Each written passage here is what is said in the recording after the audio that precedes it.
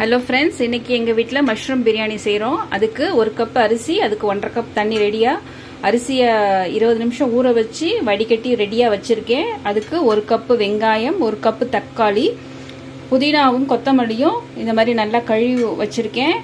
அதோட இஞ்சி பூண்டு பேஸ்ட்டு, மஷ்ரூமு, தேவையான மசாலா சாமான், கரம் மசாலா, வெறும் மிளகாத்தூள், கொஞ்சம் தனியாத்தூள், அப்புறம் மஞ்சத்தூள், இதெல்லாம் வச்சுருக்கேன். நம்ம எப்படி தாளிக்கலாங்கிறத நான் உங்களுக்கு சொல்கிறேன் பாருங்கள்.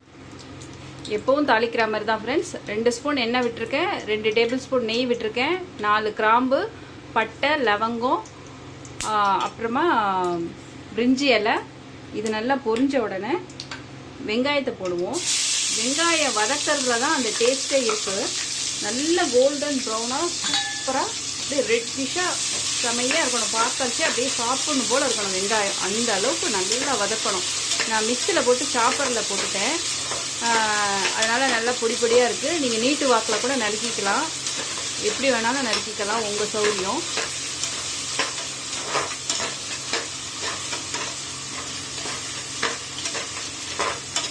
நல்லா வதங்கட்டும்.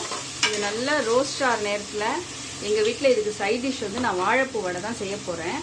அதையும் சைடில் பார்க்கலாம். வெங்காயம் இப்போ தெரியுதுன்னா, வெங்காயம் நல்லா வதங்கின உடனே இஞ்சி பூண்டு பேஸ்ட்டும் தக்காளியும் போட்டு வதக்கிட்டு இருக்கேன். நல்லா இது ரோஸ்ட் ஆகட்டும். இது ரோஸ்ட் ஆன உடனே அந்த மசாலா ஐட்டம் தான் நம்ம போடணும்.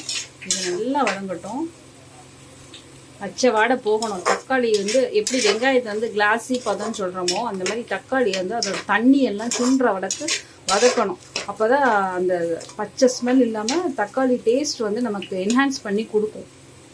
இப்போது நல்லா வதங்கி எண்ணெய் பிரிஞ்சு வருது பாருங்கள். அந்த ஸ்டேஜில் நாம் வச்சுருக்க மஞ்சத்தூள், கரம் மசாலா, வெறும் மிளகாப்பொடி, இது எல்லாத்தையும் போடுறோம்.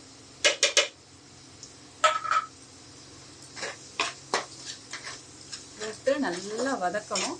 திருப்பியும் இதுலேருந்து எண்ணெய் பிரியணும். அந்த அளவுக்கு இதை வதக்கிக்கிட்டே இருக்கணும். நல்லா வதங்கின உடனே அரிசியை போட்டுட்டு தண்ணியை விட்டுருக்கேன். இந்த ஸ்டேஜில் சால்ட்டு உங்களுக்கு பத்தலைன்னா டேஸ்ட் பண்ணி பார்த்துட்டு கொஞ்சம் எக்ஸ்ட்ரா வேணால் போட்டுக்கலாம்.